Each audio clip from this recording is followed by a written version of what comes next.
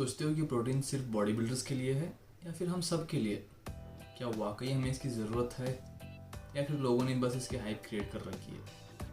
लेकिन लोग, डॉक्टर भी तो मना करते हैं प्रोटीन इंटेक के लिए, और लोग भी कहते हैं कि प्रोटीन से आपकी किडनी डैमेज होगी, आपको हेल्थ रिलेटेड प्रॉब्लम्स होंगे। ऐसे बहुत सारे सवाल होंगे आपके दिमाग में, मिथ्स भी होंगे, क्वेश्चंस भी होंगे। लेकिन आज के इस वीडियो के एंड तक आपके सारे मिथ्स, आपके सारे कन्फ्यूजन दूर हो जाएंगे। तो इस वीडियो को एंड तक ज़रूर देखें। Hey everyone, welcome back to my channel focus form and technique. मैं हूं Azad, certified fitness trainer. Protein एक कॉम्प्लेक्स और नेचुरली पाया जाने वाला सब्सटेंस है हर लिविंग ऑर्गेनिज्म में। ये प्रोटीन बनता है 20 डिफरेंट अमीनो एसिड से। जब ये 20 अमीनो एसिड्स एक साथ जुड़ते हैं, एक चेन स्ट्रक्चर फॉर्म करते हैं, तब जाके एक प्रोटीन कंपोनेंट फॉर्म होता है। इन 20 डिफरेंट अमीनो एसिड्स में से 11 अमीनो एसिड्स आते हैं नॉन एसेंशियल अमीनो एसिड्स के ग्रुप में। मतलब वो अमीनो एसिड्स जो हमारी बॉडी खुद से प्रोड्यूस करती है, जिन्हें हमें बाहर से फूड्स के थ्रू या फिर सप्लीमेंट्स के थ्रू लेने की ज़रूरत नहीं पड़ती, क्योंकि हमारी बॉडी इन्हें खुद से अपने अंदर रेडी करती है। और बाकी के जो 9 अमीनो एसिड्स आते हैं वो आते हैं एसेंशियल अमीनो एसिड्स के ग्रुप में। मतलब वो अमीनो एसिड्स जिन्हें हमारी बॉडी खुद से प्रोड्यूस नहीं करती, जिन्हें हमें बाहर से फूड के थ्रू या फिर सप्लीमेंट्स के थ्रू लेना पड़ता है। आपका कोई भी फूड तब तक कंप्लीट नहीं माना जाता जब तक उसके अंदर 9 एसेंशियल अमीनो एसिड्स प्रेजेंट होते हैं। प्रोटीन एक इम्पॉर्टेंट कंपोनेंट है हमारी बॉडी के लिए, ताकि हमारी बॉडी का हर ऑर्गन अपने ऑप्टिमल लेवल तक परफॉर्म कर सके, हमारी फंक्शंस ठीक से रहे, हमारे इम्यून सिस्टम को वर्क करने के लिए, बीमारियों से लड़ने के लिए, वायरस और बैक्टीरिया से लड़ने के लिए प्रोटीन की ज़रूरत पड़ती है।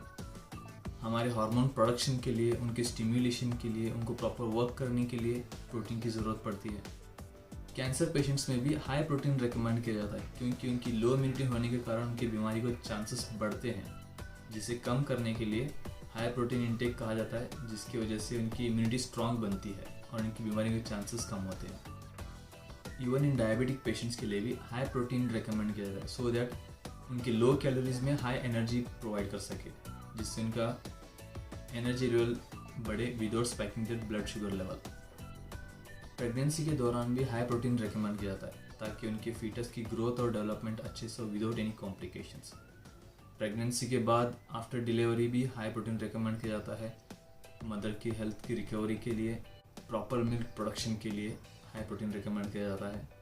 प्रोटीन सप्लीमेंट रिकमेंड किया जाता है बच्चों के लिए भी, ताकि उनकी डेवलपमेंट ठीक से हो, उनके बोन्स स्ट्रॉन्ग बने, उनका इम्यून सिस्टम स्ट्रॉन्ग बने, उन्हें हर बीमारी से लड़ने की ताकत मिले। इसके लिए उन्हें हाई प्रोटीन रिकमेंड किया जाता है। प्रोटीन सप्लीमेंट्स रिकमेंड करते हैं। एल्डरली लोगों को भी हाई प्रोटीन रिकमेंड किया जाता है यंगर वन से, क्योंकि एज के साथ साथ मसल लॉस होने लगता है, स्ट्रेंथ लूज होने लगती है, बॉडी बैलेंस बिगड़ता है, गिरने के चांसेस भी बढ़ते हैं। तो इन सब को अवॉइड करने के लिए आपको प्रोटीन रिकमेंड किया जाता है, ताकि मसल मास मेंटेन रहे, आपकी स्ट्रेंथ मेंटेन रहे और कोई भी गिरने के चांसेस ना हो। प्रोटीन के इतने सारे बेनिफिट्स होने के बावजूद भी लोगों में मिसकंसेप्शन, मिथ्स बहुत है। ऐसा इसलिए है क्योंकि सोशल मीडिया पे लोग अभी भी मिसकंसेप्शन को स्प्रेड करते हैं, जिसकी वजह से लोग हाफ नॉलेज का शिकार बनते हैं। जब भी आप सोशल मीडिया पे या फिर कहीं पे भी ऐसा कोई हेल्थ टिप देखें तो उसके बारे में रिसर्च करें, गूगल पे डालें, उसे सर्च करें, उसके बारे में पढ़े जानें, ताकि आपको पता चले वो सही है या गलत। और अगर आपको कोई आके हेल्थ टिप दे रहा है तो उसे पूछिए कि आपने कहाँ से रेफ़र किया है, कौन सी स्टडीज़ से रेफ़र किया है, कौन से बुक्स से रेफ़र किया है, या फिर कौन से रिसर्च से रेफ़र किया है, किस हेल्थ एक्सपर्ट ने आपको बताई है।